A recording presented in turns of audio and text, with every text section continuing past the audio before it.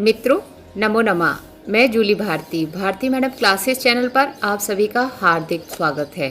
मित्रों, आज हम आपके लिए लेकर आए हैं महाकवि भारवी द्वारा रचित किरातार्जुनीयम के 12वें सर्ग की कहानी। मित्रों, यदि आपने इससे पहले के सर्गों की कहानी नहीं सुनी है तो ऊपर दिए गए आई बटन पर क्लिक करके कहानी अवश्य सुनें।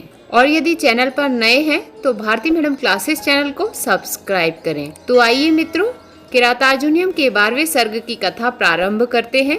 देवराज इंद्र के चले जाने के बाद पिता के दर्शन से प्रसन्न मन वाले अर्जुन इंद्र के कहने पर भगवान शिव को प्रसन्न करने के लिए शास्त्रीय विधि से तपस्या करने लगते हैं। अर्जुन सूर्य की तरफ मुख करके एक पैर पर खड़े होकर शुद्ध मन से विजय की इच्छा करते हुए तपस्या करने लगे। तपस्या करते करते काफी दिन बीत गए। लगातार शरीर और इंद्रियों पर काबू करके दुखों को सहते हुए हिमालय की तरह अड़े होकर अर्जुन तपस्या करते रहे। अर्जुन का मन शिव की तपस्या में इतना लीन था कि वन के फूलों की खुशबू और शीतल जल भी अर्जुन को अपने में आसक्त नहीं कर पाए। अर्जुन को तपस्या करते करते अनेकों दिन बीत गए, किंतु अर्जुन तपस्या में लीन ही रहे। उनका मन एक पल भी विचलित नहीं हुआ। ना ही अर्जुन को इस बात का दुख था कि वह इतने समय से लगातार तपस्या कर रहे हैं, किंतु उसका फल नहीं मिला। अर्जुन ने धैर्य और पराक्रम के साथ घोर तपस्या की। तपस्या करते करते अर्जुन का शरीर बहुत कमजोर हो गया। अर्जुन ने तपस्या करते करते तीनों लोकों को जीत लिया था। विजयी अर्जुन आधी रात में जलती हुई अग्नि से भी अधिक तेजस्वी दिखने लगे। जलनिधि समुद्र की गंभीरता को भी तिरस्कृत करते हुए पर्वत से भी बहुत अधिक ऊंचे दिख रहे थे। धीरे धीरे मंत्र जाप करने से अर्जुन का मुख सूर्य मंडल के समान सुशोभित हो रहा था। अर्जुन कवच धारण किए हुए थे और यज्ञोपवीत के स्थान पर धनुष धारण किए हुए थे। अर्जुन घने वन में भी हिमालय की तरह सुंदर लग रहे थे। अर्जुन विधि विधान से स्नान के लिए जाते। दुर्बल शरीर होने पर भी ऐसा लग रहा था कि अर्जुन के पैरों के नीचे हिमालय दबा हुआ है। अर्जुन के इंद्रकील पर्वत पर रहने से आकाश में रात्रि में भी प्रकाश रहता था। अर्जुन की लाल जटाएं सूर्य की तेज किरणों के समान लग रही थी। उनके धनुष पर प्रत्यंचा खिंची थी।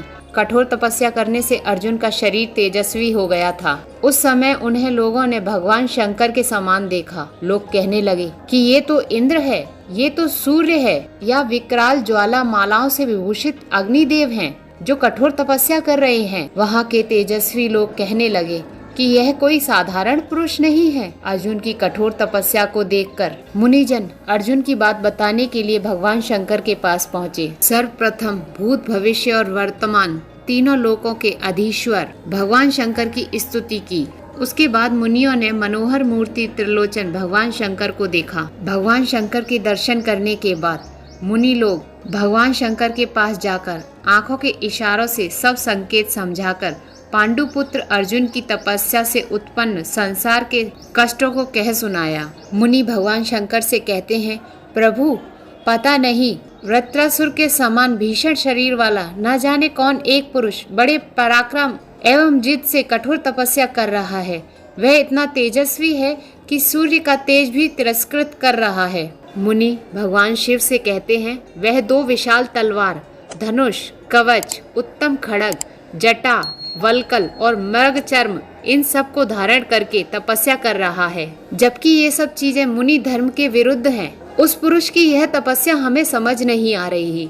जब वह चलता है तो पूरी धरती चलने लगती है, और जब समाधि लेता है तो पूरा विश्व रुक जाता है। उसकी शक्ति पूरे विश्व में श्रेष्ठ है। ऐसा लगता है कि वह अपनी तपस्या से सुर असुर समेत पूरे विश्व का हरण कर लेगा। भगवान, आखिर घोर तपस्या से क्या संभव नहीं है? मुनि भगवान शिव से कहते हैं, भगवान, हमें लगता है वह तीनों लोकों को एक साथ जीतना चाहता है। मुनि कहते हैं, हे प्रभु, आप तो सब जानते हैं, हमारी रक्षा कीजिए। आपके होते हुए हमें क्या डर? भगवान शंकर से प्रार्थना करके मुनि चुप हो जाते हैं।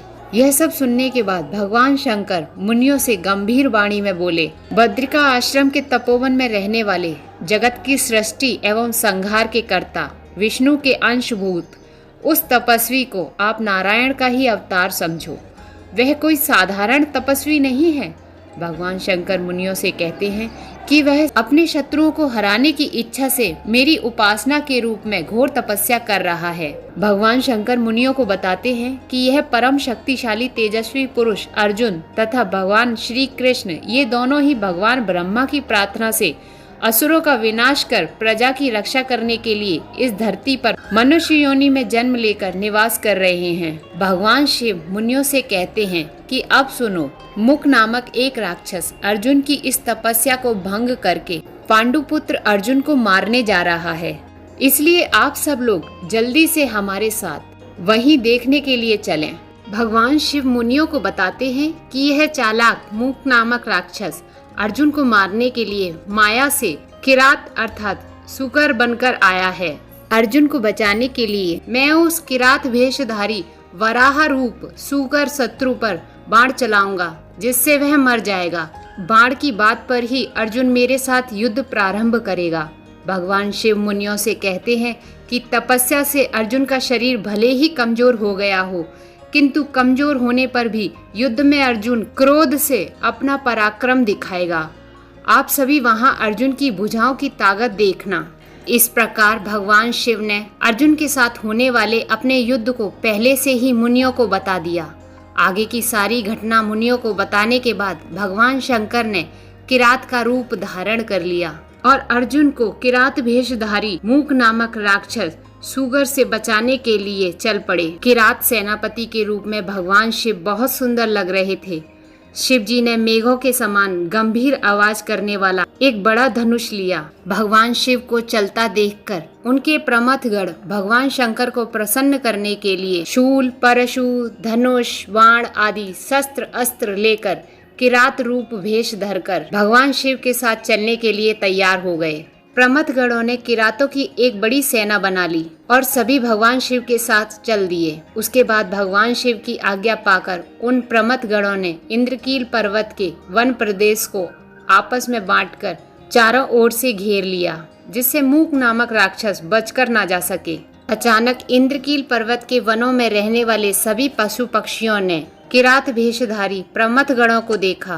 किरातों की सेना को देखकर सभी पशु पक्षी बहुत डर गए और डर के मारे अपनी जान बचाते हुए इधर उधर भागने लगे। इस प्रकार किरात भेषधारी पार्वती पति भगवान शंकर इंद्रकील पर्वत पर अपनी किरात भेषधारी सेना के साथ इंद्रपुत्र अर्जुन के आश्रम पहुँचे। भगवान शंकर ने देखा कि वह मूक नामक राक्षस सूकर का रूप धारण करके तेजस्वी अर्जुन के पास अपने मुंह से क्रोध से धरती खोद रहा था। अत्यंत शोभा संपन्न भगवान शंकर ने सुर नदी मंदाकिनी के तट पर अपनी पूरी सेना को खड़ा कर दिया।